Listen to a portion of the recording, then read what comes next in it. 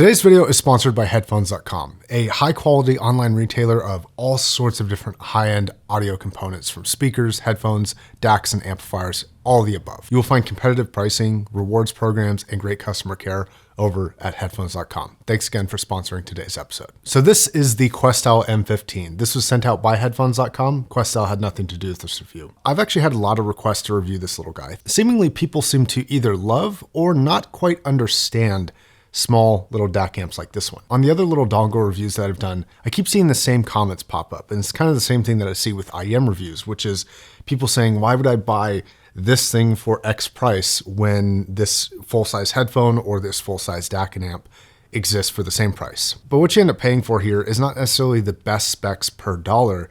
It's more about good technology and good sound miniaturized.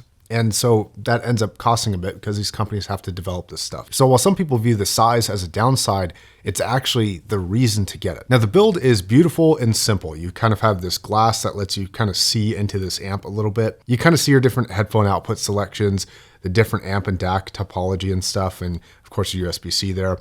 This is a very simple device though. It's got a USB-C plug-in, a high-low gain switch, and your headphone outputs, and that's it. This does have one feature that I'm not a huge fan of. So if you plug this in and plug this into whatever your source is, it's not actually on yet.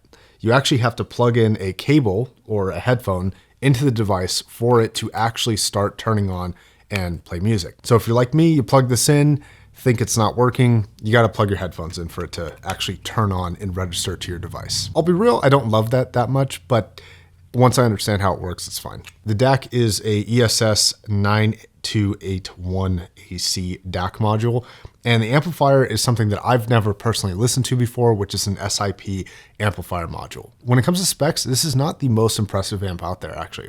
It has very low distortion at 0.0003%, but that's still higher distortion numbers than some of its counterparts like the Moon River 2. Speaking of that Moon River 2, it also has a higher voltage output than this.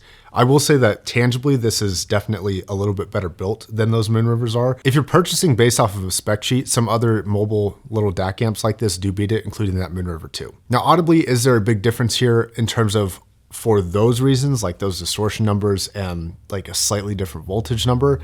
I'm not sure. I don't think that the differences that I hear are due to that. I would be very surprised if I was able to tell, or anybody was able to tell, the difference between those ultra low distortion numbers, for example. Maybe the voltage, depending on the headphones you're playing with, but I think if you play with what this is good at, which is IEMs and dynamic driver headphones, you're gonna be fine. Okay, so like most dongles, the headphone pairing really matters. I would stick with two main categories and a third as an option. And because I actually like the way that this thing sounds and looks, I'm actually gonna show you two systems that I would build with this. To optimize this thing's output, you're gonna wanna stick with either IEMs or medium to low impedance dynamic driver headphones like the HD490. Once you get up into like those 600 ohm headphones, this isn't the best, I don't think, but if you stick with like 300, 150 or lower, you're gonna be fine. You could also pair this with a closed planar magnetic headphone like this one if you wanted to, but if you have more demanding, bigger style planars, I would recommend getting a plug-in amp with a bit more amperage. Something like a Topping DX3 Pro Plus would come in about the same price as this and would just drive those a little bit better, but you're gonna lose portability. You have to plug it into a wall and you can't just plug it straight into your device or take it mobile. Now, even though this performs really well on dynamic driver headphones, I do feel like IEMs are really this thing's bread and butter, and that goes for almost every dongle that I've tried. They almost all perform best with IEMs. The things I'm personally looking for are really good dynamic range. That's something that you get less of when you go to more demanding full-size headphones. And I'm looking for no noise floor at all, especially when I'm not playing any music. I want to hear nothing. Check there. Again, that wide dynamic range, check there for IEMs. And then you have the extra things that are kind of icing on the cake. Does this have proper timbre? Does it have really good fidelity and sharpness in the top end where it's highly detailed? Does it have good bass slam, good bass characteristics? Is it bloomy or bloated? Or, and maybe more importantly, is it thin in the bass? That's something that I run into on underpowered amps. And with IEMs, this thing is just incredibly complete sounding. I really couldn't ask for a better amplifier for an IEM specifically. I have very high-end stuff here, things that go into the thousands of dollars, and I think this is fine. it sounds like those do for IMs. There's not really many tangible benefits to going with bigger, stronger, or more expensive amplifiers. So I think that what this does is, if you like the convenience factor, it offers a price range for this where you get basically as good as you're going to get for IEM sound, in my opinion at least. I would say compared to that Moon River 2, this might even have a tiny bit of a bass boost compared to that Moon River 2, but it still maintains that sense of like just incredible accuracy. That's kind of what I like. Now for things like sound staging, this is exactly as good as I would expect it to be at $200. There's nothing about this that makes it seem wider or more narrow. Sometimes I'll run into a more narrow soundstage, not an issue with this. And then sometimes, especially if you go to like a tube, it will like widen that stage a little bit. This doesn't really do anything like that. It just kind of is just right on the money for what it should be. It competes with desktop amplifiers for its sound staging. So I don't think that's necessarily an issue or a benefit. It's just kind of what you would expect. So the two systems that I would personally build with this, because if I didn't have other desktop amplifiers here, I actually think I would consider this if I was a heavy IEM user exclusively. And right now, the system that I would personally build would be to put this on a desk, just kind of this minimal thing. It could go right in your drawer and it wouldn't need power. It doesn't get hot.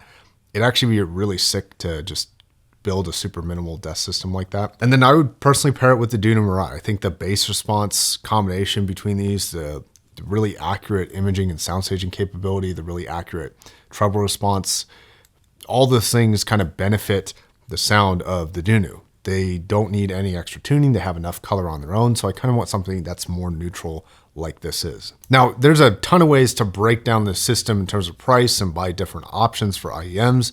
For the price of these, you could get 10 different $100 IEMs because these are an expensive pair of IEMs. But yeah, if I were to like build a super minimal, like bare bone system where I have one amp, one IEM, this is probably something I would look into. I wouldn't need a full size headphone amp if I just have one good IEM. And I think of the dongles I've tried, this is as good as any of them. I don't really need any of the extra features that some of the other ones have because I do all the volume control on my computer. But that's just my personal use case. Yours may be different. Now, I've been staying home a lot recently.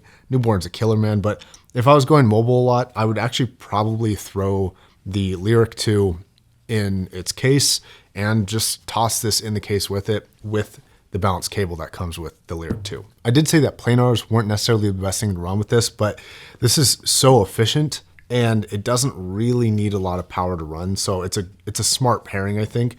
If you go to something else like another closed back headphone like a Z1R that's like a high-end headphone, I think you'd want more amplification than what this offers. But something that's kind of built to be efficient and to run off not that much stuff, that's kind of a good pairing, I think. Also, the looks with the copper accents of both, I think look nice. So my conclusion, outside of a small use case issue that I have with this, which is that plug in your headphones to actually show on the device, I don't really have any major issues with this. I think the price is perhaps a little high for the spec sheet. I do wish it was a bit more competitive there, but your ears don't really care that much about the spec sheet. And in terms of sound, I think that's as good as any of the other dongles that I've tried. I just think that the key to these things is having the right use case for them. They're not bad if you have the use case, but if you have other things that need more than this offers, then of course, look at different options. All right, I think that's going to be it. Thank you for watching. Thank headphones.com for sponsoring today's episode. You can check them out down below. It really helps the channel. I appreciate it. And I'll see you guys next time.